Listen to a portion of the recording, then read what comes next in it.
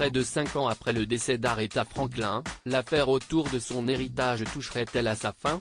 La reine de la soul, décédée le 16 août 2018, n'avait laissé aucun testament officiel avant son décès, mais 2 documents ont été retrouvés à son domicile, le plus récent étant normalement considéré comme la dernière volonté établie de la personne décédée.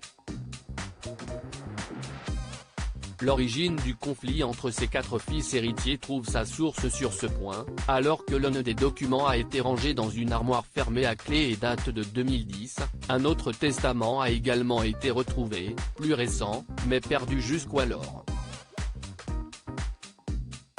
Sous les coussins du canapé de la star.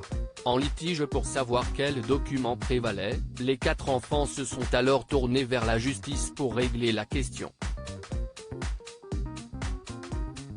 Après un procès de 2 jours, où le fond du problème s'est concentré sur l'authenticité de la signature de la star sur le document de 2014, et un délibéré d'1 heure, la justice américaine a finalement décidé que le testament de 2014 était celui à retenir pour ses héritiers.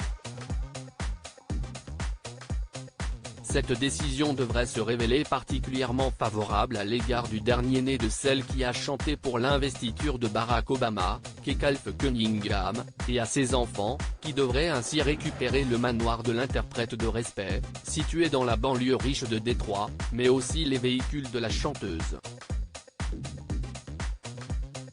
Les enfants de la chanteuse devraient également récupérer un héritage net, les gestionnaires de la succession d'Aretha Franklin ayant eu le temps depuis son décès de régler avec l'argent de son héritage les dettes et arriérés d'impôts que la chanteuse devait au fisc américain. Photo, rétro, France Gall, Jacques Higelin, Morane, Aretha Franklin, Charles Aznavour, Philippe Gildas, ils nous ont quittés en 2018. Aretha Franklin, de nombreux hommages à sa mort. Et certaines polémiques. Lors de la mort d'Aretha Franklin, l'émotion à la suite de sa disparition a submergé le monde entier. Aux États-Unis, une cérémonie grandiose avait été organisée au sein du Greater Grass Temple de Détroit, où anonymes comme stars se sont réunis pour dire au revoir une dernière fois à la chanteuse.